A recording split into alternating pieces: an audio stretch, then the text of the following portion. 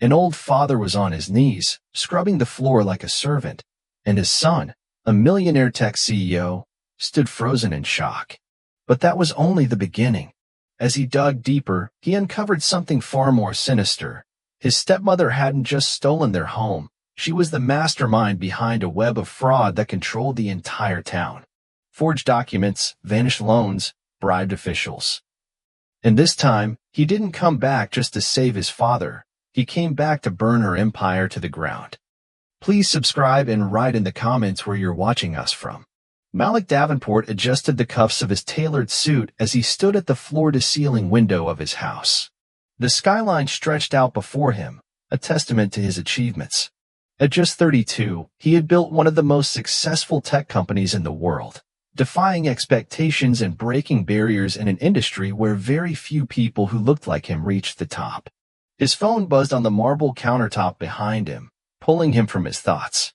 He turned, his sharp features tightening as he saw the plain white envelope resting beside the device. It had arrived that morning with no return address, delivered by hand according to his assistant.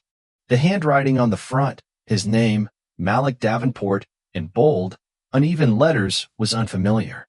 Sliding the letter opener under the flap, Malik unfolded the single sheet of paper inside. The message was brief, typed in a basic font. Your father needs help. He is living under unbearable conditions. You need to come back. No signature. No explanation. For a moment, Malik stared at the note, his mind flashing back to memories he had long tried to bury.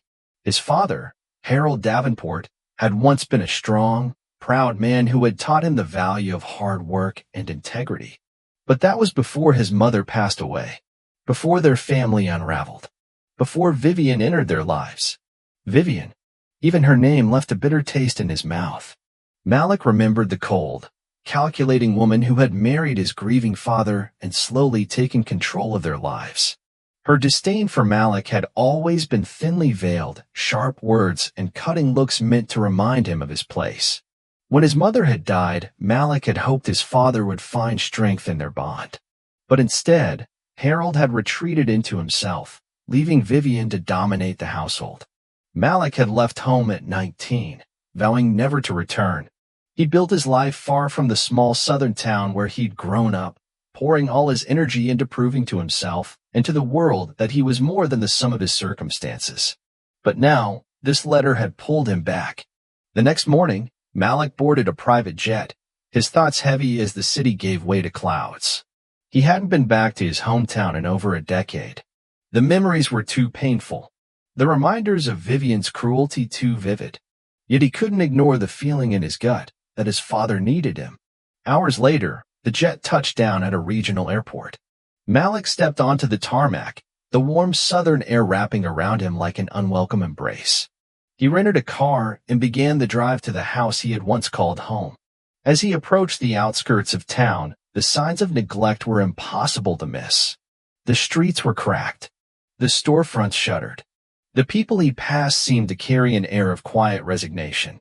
The stark contrast to the bustling energy he was used to reminded him just how far he'd come and how far this town had fallen. When Malik finally turned onto the long dirt driveway leading to his childhood home, his heart sank. The once pristine white house with its wraparound porch and manicured lawn was barely recognizable. The paint was peeling. The shutters hung crooked. The yard was overgrown with weeds. He parked the car and stepped out, the crunch of gravel under his feet the only sound in the still afternoon. The house felt lifeless, like it had been drained of all the warmth and joy he remembered from his childhood. Malik climbed the creaking steps to the front door and knocked. The sound echoed hollowly. For a moment, he thought no one would answer. Then the door swung open, and there she was, Vivian. She hadn't changed much. Her blonde hair was perfectly coiffed, and her crisp blouse and pearls gave her the appearance of someone who still clung to notions of superiority and control.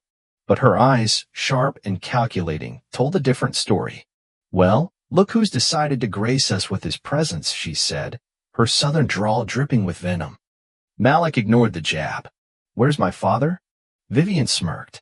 "Harold is occupied at the moment. But do come in. It's been far too long since we've seen each other." The house was worse inside than out. Dust coated every surface, the furniture was worn and threadbare, and the once pristine hardwood floors were scuffed and dull. It was as though the life had been drained from the very walls. As Malik stepped into the living room, his breath caught. His father was there on his hands and knees, scrubbing the floor with a filthy rag.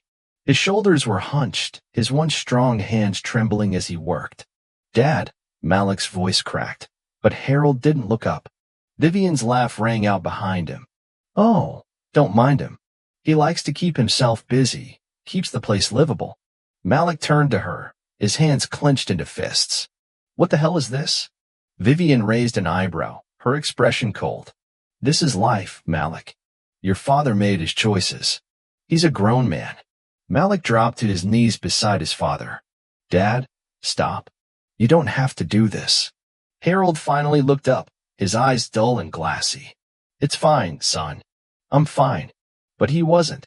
His face was gaunt, his clothes ill-fitted and stained. This was not the man Malik remembered, the man who had once carried him on his shoulders and taught him how to ride a bike. This was a shadow. Malik stood, his heart pounding with rage and determination.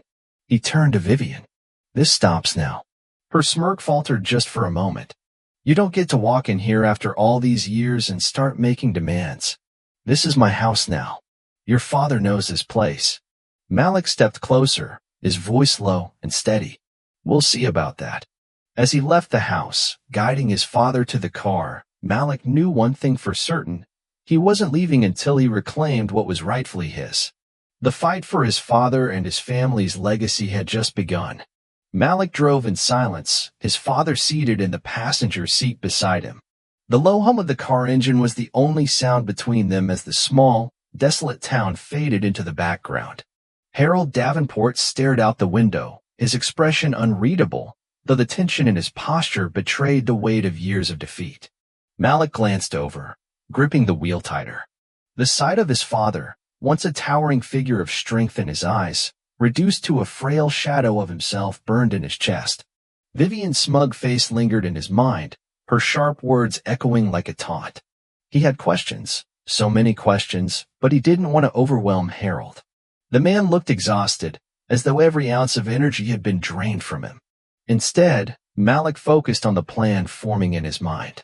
If Vivian thought she could continue this charade, she was in for a rude awakening. They arrived at the small motel Malik had booked earlier that day. It was modest but clean, far removed from the luxury Malik was accustomed to. He helped his father out of the car, steadying him as they climbed the short set of steps to their room. Once inside, Harold lowered himself into the chair by the window, his hands trembling slightly as he rested them on his knees. "I don't know why you came back, son," Harold said quietly, breaking the silence. His voice was hoarse, like he hadn't spoken much in a long time. "You got your own life now. You don't need to worry about me." Malik crouched down in front of him, meeting his father's tired eyes. "I do need to worry about you. I should have come back sooner. But I'm here now, and I'm going to fix this." Harold shook his head, a bitter smile tugging at his lips. "Fix what? The house? The money? It's gone, Malik. All of it." But Malik wasn't ready to accept defeat. He stood and retrieved his laptop from his bag, setting it on the small table in the room. "It's not gone until I say it's gone," he said firmly. "We're going to figure this out, Dad. Starting with her." He began pulling up files, making notes, and sending emails. The first step was understanding exactly what Vivian had done and how. Malik was no stranger to investigative work. His business empire had taught him the value of uncovering hidden truths. If there were legal documents, financial records, or any hint of foul play, he would find them. Over the next few days, Malik pieced together the puzzle. He started by hiring a private investigator, a man named Caleb Monroe, who came highly recommended for cases involving financial fraud. Caleb's network of contacts and access to restricted databases would be invaluable. Meanwhile, Malik visited the county courthouse to request public records on the family home and the Davenport family business, which his father had once run with pride. What he discovered was staggering. First, the deed to the family home. It had indeed been transferred to Vivian years ago under suspicious circumstances. The signature on the document appeared to be Harold's, but the details of the sale were troubling. The price listed was far below market value, and the timing of the sale coincided with a series of dubious tax filings tied to Vivian's name. Second, the family business, a modest hardware store that had been a cornerstone of the community, had been dissolved. Malik learned that shortly after his mother's death, Vivian had convinced Harold to take out a loan against the business. The funds were supposedly for renovations, but the money had been funneled into an account under Vivian's control. When the loan defaulted, the bank seized the property, and Vivian quietly pocketed the remaining funds. But the most troubling discovery was the network of connections Vivian had cultivated. She had ties to local politicians, bankers, and even law enforcement. It became clear that her power in the town extended far beyond the confines of their crumbling house. Malik also spoke to a few locals, former neighbors, and old family friends. Most were hesitant to talk, their voices hushed and nervous. Vivian, it seemed, had built a reputation as someone not to be crossed. One elderly neighbor, Mrs. Eliza, shared what she knew over a cup of tea. Vivian always had her ways, she said, shaking her head. Your father was too broken to see it, but she didn't waste any time worming her way into everything. She made sure people knew she was in charge. And anyone who questioned her, well, they regretted it. It wasn't until Caleb called with his findings that the full scope of Vivian's schemes became clear. She's been running a long con, Caleb explained over the phone. She targets vulnerable families, especially those going through loss or financial trouble. Once she gets her foot in the door, she manipulates her way into controlling their assets. Your father wasn't her first victim, and he probably won't be her last if she gets away with this. Malik listened in grim silence, taking notes as Caleb laid out the evidence. Vivian had used forged documents, fraudulent loans, and a network of accomplices to strip several families of their homes and businesses. In some cases, she worked with local officials to ensure that her actions went unnoticed. Malik's anger burned hotter with every detail. This wasn't just about his father anymore. Vivian had made a career out of preying on people who were already struggling, and she had done it with the full support of a corrupt system. That night, Malik shared everything with his father. Harold sat quietly as Malik went through the evidence, his expression growing darker with each revelation. By the time Malik finished, his father's hands were clenched tightly around the armrest of his chair. I should have seen it, Harold said, his voice thick with regret. I let her do this, to us. To me. You trusted her, Malik said gently. She took advantage of that. But it's not too late to make things right. Harold looked at his son, the spark of the man he used to be flickering in his eyes. What do we do now? Now, Malik straightened, determination etched into his features. We fight. We expose her for what she is. And we take back what's ours. The next step was clear. Confronting Vivian was inevitable. But Malik knew he couldn't go in unprepared. He needed leverage, and he needed to ensure that her web of lies and connections would crumble under the weight of the truth. The battle had only just begun. Malik sat at the small table in the motel room, a map of the town spread before him. Red circles marked key locations, the courthouse, the bank where the loans had been processed, and the family home now controlled by Vivian. Next to the map were stacks of documents Caleb had unearthed, each one a piece of the puzzle that painted Vivian as more than just a conniving stepmother. She was a predator, and her prey had been vulnerable families like his own. His father Harold sat across from him, silently nursing a cup of coffee. Though his posture was still slumped, there was a faint trace of the man Malik once knew in his eyes, a flicker of resolve that hadn't been there before. We have everything we need to take her down, Malik said, flipping through the files. Fraud, forgery, tax evasion, and ties to corrupt officials. But she's not going to give up without a fight. Harold looked up, his expression somber. She's dangerous, Malik. You don't know the lengths she'll go to protect herself. Malik didn't flinch. I've faced bigger enemies, Dad. This time, it's personal. The next morning, Malik decided it was time to confront Vivian directly. He wasn't naive. He knew she wouldn't roll over and confess to her crimes. But he needed to see her reaction, test her resolve. Armed with copies of the damning documents Caleb had uncovered, he drove to the family home. The house looked even worse in the harsh light of day. The peeling paint and broken shutters were symbols of the decay Vivian had brought into their lives. Malik knocked on the door, and after a long pause, it creaked open. Vivian stood in the doorway, her expression a mixture of annoyance and disdain. She was dressed impeccably, her crisp blouse and pearl earrings at odds with the crumbling surroundings. Well, she drawled, leaning against the door frame. Back so soon. To what do I owe the pleasure this time? Malik didn't bother with pleasantries. He stepped inside without waiting for an invitation, his presence filling the room. We need to talk. Vivian arched an eyebrow but followed him into the living room. Is that so? And what could we possibly have to discuss? Malik dropped a folder onto the coffee table, the papers spilling out in a neat cascade. These fraudulent deeds, fake loans, and evidence of your connection to half the corrupt officials in this town. You've been busy, Vivian. For the briefest moment, her composure faltered, but she quickly recovered, her smirk returning. You always were good at playing detective, Malik. But do you really think you can come here and threaten me? This is my house, my town. Not for long, Malik shot back. I have enough evidence to bring you down, and I'm not afraid to use it. Vivian stepped closer, her voice dropping to a venomous whisper. You don't know who you're dealing with, boy. You think you can waltz back into this town and undo everything I've built? You have no idea how deep my roots go. Her words were laced with threat, but Malik didn't flinch. Instead, he leaned in, his voice calm and steady. I know exactly who I'm dealing with. A scared woman clinging to power she never earned. And I'm not going anywhere. Vivian's eyes narrowed.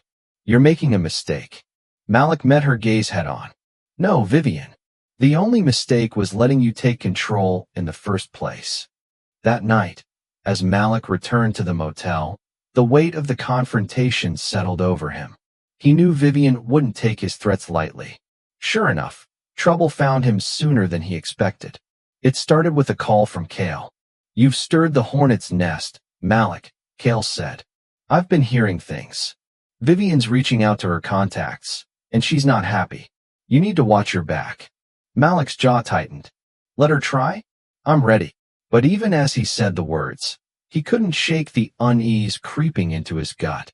The next day, as Malik and Harold were driving back from a meeting with Kale, a black SUV appeared in their rearview mirror. At first, it seemed like an ordinary vehicle, but as the car behind them matched their every turn, Malik's suspicions grew. Dad, Malik said, his voice low, stay calm. Harold glanced in the side mirror, his face paling. They're following us, aren't they? Malik nodded. Yeah, but they're not going to scare us off. He took a sharp turn onto a side street, then another, weaving through the small town's maze of narrow roads. The SUV followed, its engine growling like a predator closing in on its prey. Finally, Malik pulled into a gas station and parked in a well-lit area. The SUV slowed, then sped past, disappearing into the night. Harold let out a shaky breath. She's sending people after us now. It looks that way, Malik said grimly.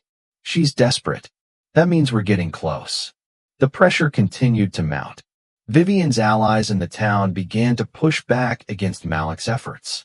The local bank refused to release certain records without a court order. City officials suddenly stopped returning his calls. Even the motel manager seemed wary, avoiding eye contact when Malik passed by. Then came the attack. One night, as Malik and Harold returned to their room, they found the door ajar. Inside, the place was trashed, papers scattered across the floor, furniture overturned, and a threatening message scrawled on the wall in red paint. Leave, or else. Harold sank into a chair, his face pale. This is my fault, he muttered. I should have stopped her years ago. Malik placed a hand on his shoulder. This isn't your fault, Dad. It's hers. And this just proves how scared she is.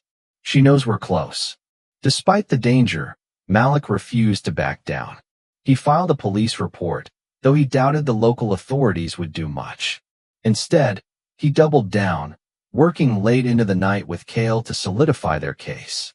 He also reached out to national media contacts, knowing that public exposure might be their best weapon against Vivian's influence. As the days passed, tensions reached a boiling point.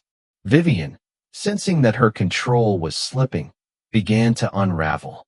Witnesses reported seeing her arguing with her associates in public, her carefully curated image of control starting to crack. But Malik knew the most dangerous animal was one that felt cornered. The final confrontation was coming, and Malik was ready. With the evidence in hand and his father by his side, he prepared to face Vivian head-on. This wasn't just about reclaiming their home anymore. It was about justice. Justice for his family, and for every other family Vivian had destroyed. The battle for their legacy was far from over, and Malik was determined to win. The morning of the final showdown dawned gray and overcast, the sky heavy with the promise of rain. Malik stood at the edge of the motel parking lot, the weight of the past weeks pressing down on him. In his hand, he held the folder that contained everything, evidence of Vivian's fraud, her ties to corrupt officials, and the intricate web of deceit she had spun to seize control of his family's life. Behind him, Harold sat in the passenger seat of their rented car, silently watching his son. Though he still carried the scars of years under Vivian's thumb, a renewed strength had returned to his face. He wasn't the man he had been when Malik first arrived. He was ready to fight. "Today's the day, Dad," Malik said, climbing into the car. "We're not leaving that house without taking back what's ours." Harold nodded, his jaw tightening with resolve. "Let's finish this." Malik had arranged for their meeting with Vivian to take place at the family home. He had also ensured that several key players would be present. Cale, the private investigator, a journalist from a major national outlet who had taken an interest in the story, and, unbeknownst to Vivian, federal agents who had been investigating her for weeks. When they arrived, the house looked as dilapidated as ever, its sagging porch and peeling paint a metaphor for the rot Vivian had brought into their lives. The sight of it filled Malik with a mixture of anger and determination. Vivian was waiting for them on the front steps, her posture as imperious as ever. She wore a crisp white blouse and her signature pearls, her attempt to project control and confidence. But Malik saw through her. Her eyes darted nervously to the unfamiliar car that had followed them, a sign that she knew her time was running out. Well, she said as they approached, her voice searing with mockery. "I see you've brought reinforcements. A pity none of this will help you." Malik ignored her jab, stepping closer and holding up the folder. "It's over, Vivian. We have everything, the fake loans, the fraudulent deeds, your bribes to local officials. It's all in here. And I've brought people who are very interested in hearing your explanation." At that moment, the journalist and Cale stepped out of their car, followed by two plainclothes federal agents. Vivian's confident facade faltered as she took in the sight of them. "This is my house," she snapped, her voice rising. "You have no right to be here." Malik met her gaze, his own voice calm but unyielding. "You stole this house. And now the truth is going to come out." The confrontation quickly escalated as the journalist began asking pointed questions, recording every word. Vivian tried to maintain her composure, but her responses grew more erratic. She accused Malik of lying, of fabricating evidence, of trying to destroy her out of spite. But when Cale stepped forward with copies of her bank records showing the money she had siphoned from the Davenport family business and funneled into offshore accounts, her defense began to crumble.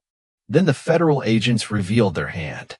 "Mrs. Vivian Davenport," one of them said, producing a badge, "you are under investigation for multiple counts of fraud, tax evasion, and conspiracy.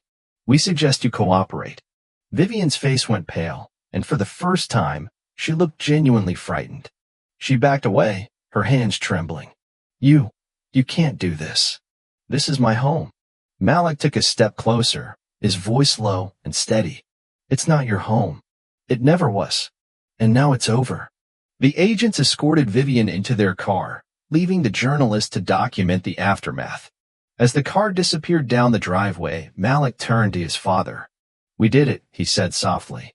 Harold nodded, his eyes scanning the house that had been both a sanctuary and a prison. It's not the same, he said, his voice tinged with sadness. But it's ours again. Over the next few weeks, Malik worked tirelessly to restore the house to its former glory. Contractors were hired to repair the roof, repaint the walls, and clear the overgrown yard. But Malik had bigger plans than just restoring the house. He announced the creation of the Davenport Community Center, a space dedicated to helping other families like theirs. The center would offer free legal aid, financial literacy programs, and support services for those affected by systemic injustice. News of the center spread quickly, and donations poured in from across the country. Malik's connections in the tech world allowed him to secure funding and resources, turning his vision into reality. Harold, meanwhile, found his own purpose. He began hosting workshops at the center, sharing his story and teaching others how to recognize and resist manipulation. Though he still carried the scars of his past, he had found a way to turn his pain into strength. One afternoon, as Malik was overseeing the installation of a new playground on the property, his father approached him.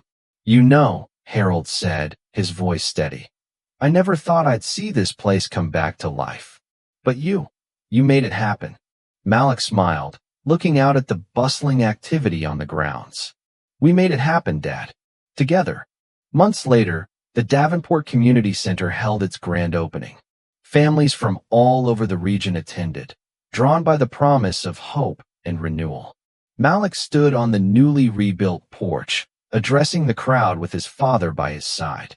"This house has seen its share of pain," Malik said, "but today it stands as a symbol of resilience and hope.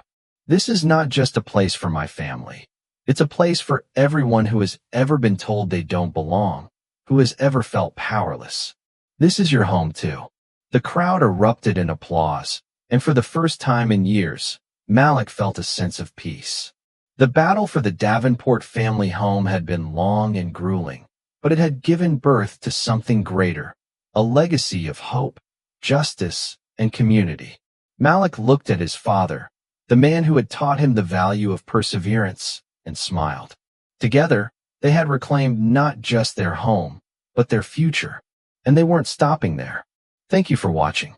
Don't forget to subscribe to stay updated with our latest stories and content. Check out our other videos for more engaging narratives. And if you enjoyed this one, share it with your friends and family. Thank you very much.